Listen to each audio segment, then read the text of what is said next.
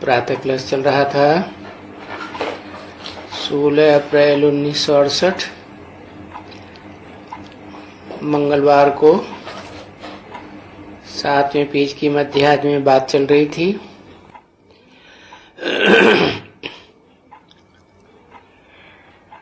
कि कलयुग के अंत में तो गिरते ही हैं, सब गिरते हैं, सब तमो प्रधान बनते हैं।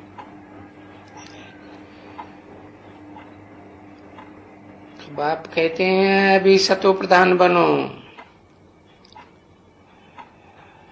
बाकी जो सतयुग में स्वर्ग में जो होगा वो तो होगा, उसमें कोई फर्क नहीं होगा, कलप पहले मिसल ही होगा। तो इस समय में मूल बात है तुम्हारे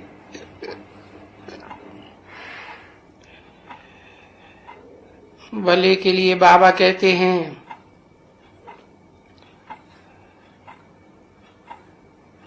बुद्धि जाती है तो भी सब बातों से घूम फिर करके फिर भी एक बात कि बाप को याद करना,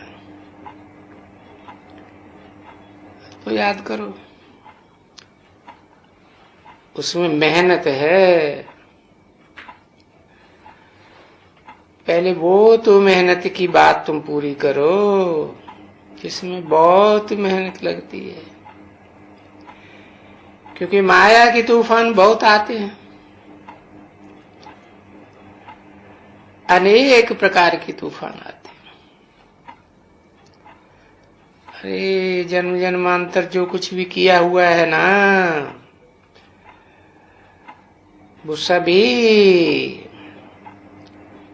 शूटिंग पीरियड में आते हैं। अच्छी चीज जो काम किए हुए हैं ऐसे भी काम है, तो कोई ऐसा नहीं कि सिर्फ इसी जन्म के आएंगे, नहीं, अनेक जन्म जो लिया हुआ है और उन जन्मों में जो भी कर्तव्य किए हैं तो सब सामने आएंगे। इसलिए वो सभी बातें छोड़ दो, सब तरफ से मन को हटाए, यानी बुद्धि को हटाए।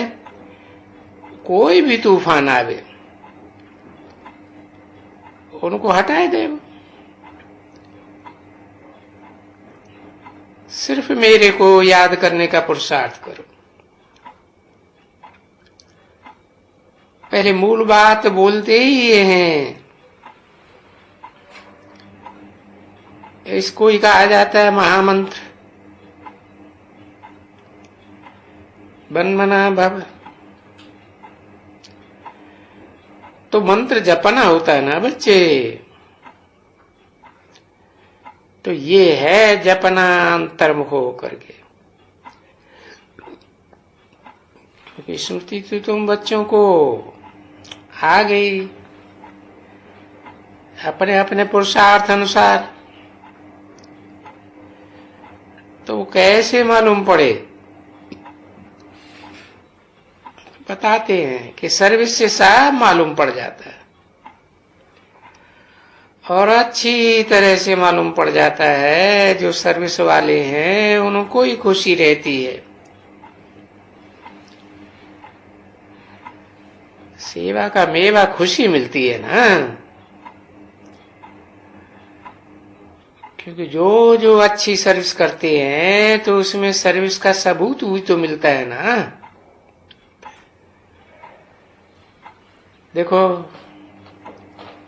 ये हैं बेहद के पंडे, पार्टी ले आते हैं, और उन पंडों में भी कौन से पंडे ले आते हैं?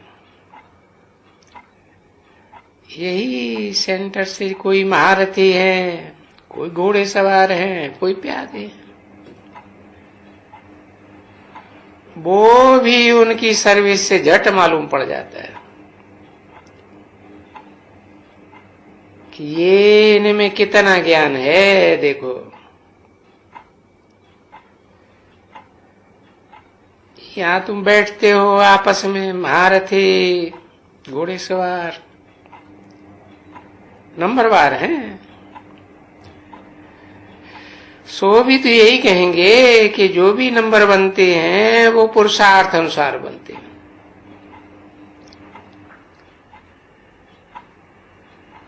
सब मालूम पड़ जाता है।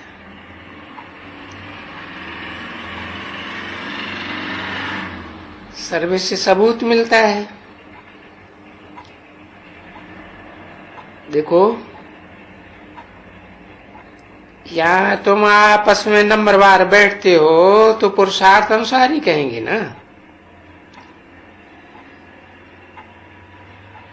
ये डिबेट करते हो इन सभी की अच्छी तरह से, तो वो तुम डिबेट करते हो ना। बाबा जो कुछ समझाना है उसको तुम डिबेट कर नहीं सकते।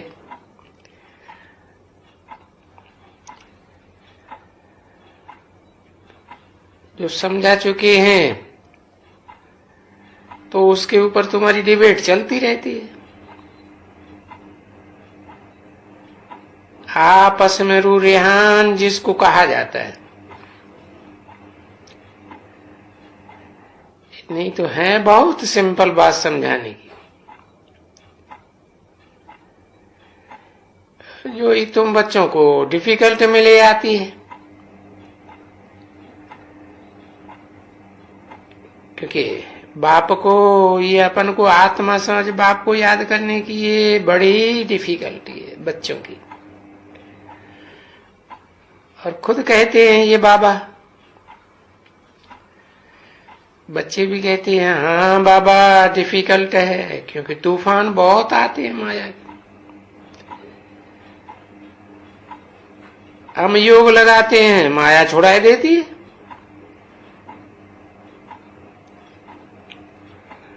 क्योंकि हम जानते हैं कि नई दुनिया में अथाह सुख है।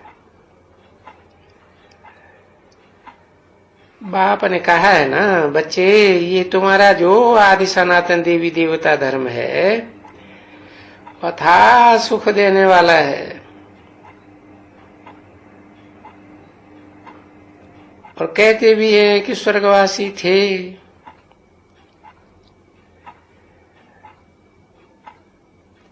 वो दूसरे धर्म वाले तो कोई नहीं कहेंगे, स्वर्गवासी कहे। हाँ, शांति धामवासी कहेंगे, उनको स्वर्गवासी नहीं कहेंगे। अभी शांति शांति तो बहुत करते रहते हैं, तो उनकी वो शांति की कोई एक्टिविटी तो नहीं दिखाई पड़ती,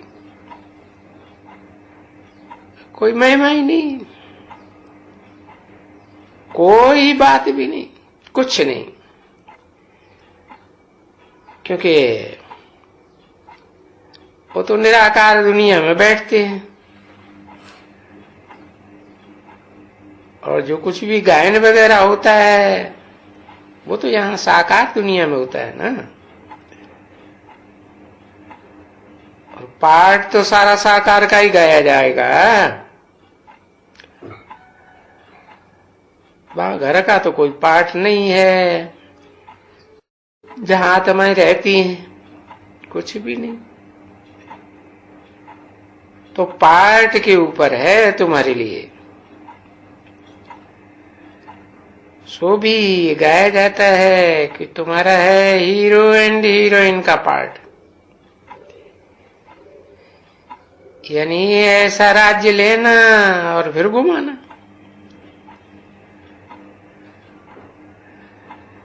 तो तुम राज्य लेते हो तभी तुमको महावीर कहा जाता है।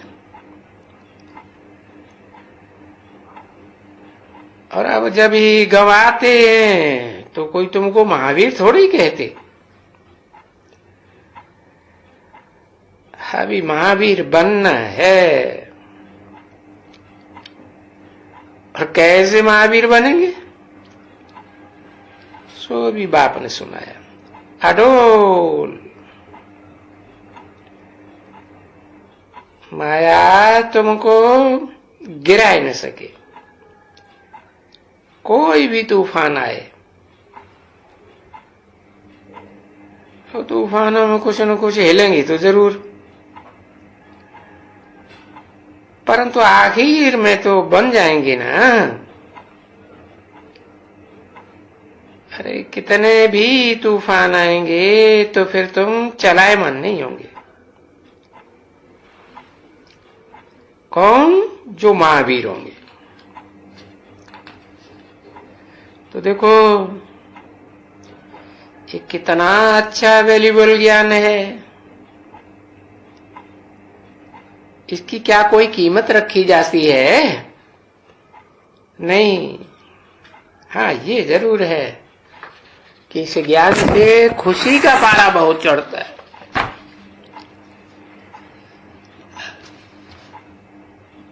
अतीन्द्रिय सुख अंदर में आता है। आत्मा को बड़ा सुख मिलता है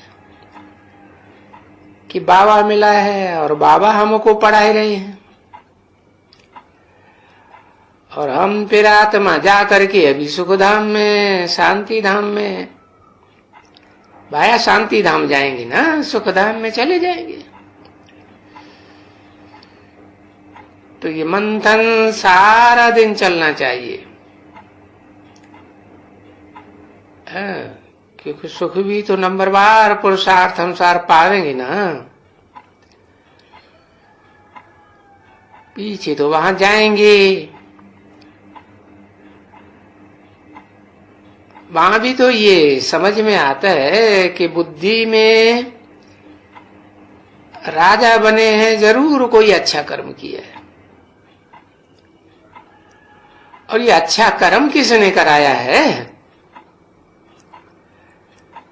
फिर कहेंगे ईश्वर।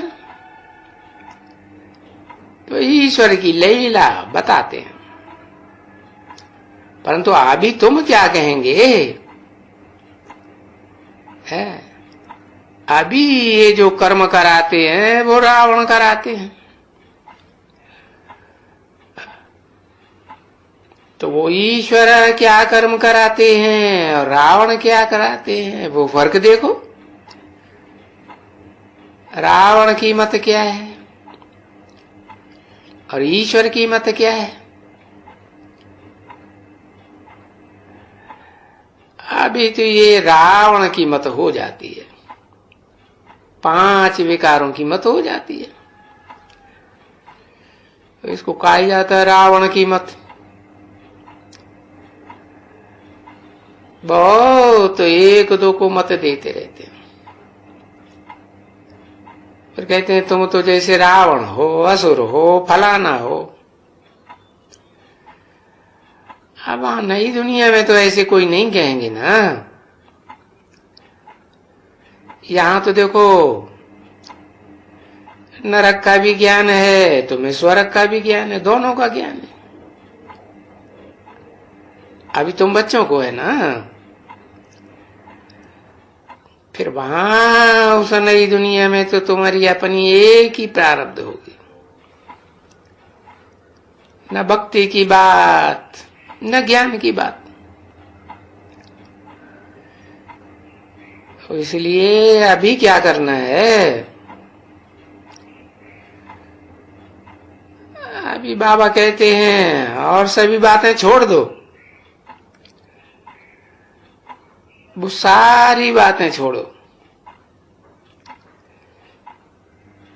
कि ये मालाएं कैसे बनेंगी, 8 की माला कैसे बनेंगी, 108 की कैसे बनेगी, कितने की बनेगी, वो बातें सब छोड़ो। पहले तो अपना मन मना भव का वो तो अपना योग वो तो करो, वो मेहनत तो करो। और वो मेहनत करने के लिए सभी को यही युक्ति बताओ, बाप को याद करो। और बाप को याद करने से क्या क्या फायदे होते हैं वो कहते हैं ना, बाप तुम मुझे याद करने से मेरे द्वारा ये सब कुछ राज समझ जाएंगे, क्योंकि ये राज की बात है, मेरे अलावा और तो कोई समझा ही नहीं सकते। और बाप भी देखो वंडर है ना, शिव बाबा कैसे आते हैं, आत्माएं तो सभी आएंगी, और वो अभी भी सब आती जाती है।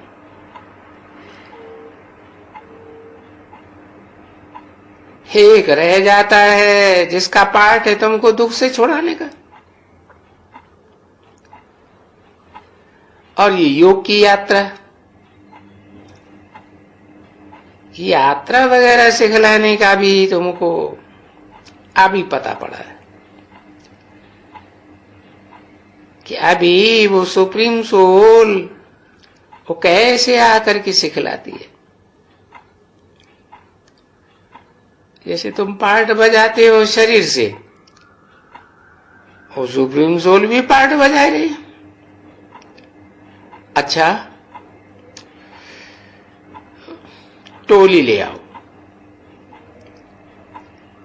मीठी मीठी रूहानी बच्चों प्रति रूहानी बाप व दादा का दिल व जान सिख व प्रेम से याद प्यार गुड मॉर्निंग। मीठी मीठी सिकीली रूहानी बच्चों प्रति रूहानी बाप की नमस्ते। बाप है, बाबा है, अब अर्थ तो समझा ही दिया है कि बाबा किसे कहा जाता है। अच्छा,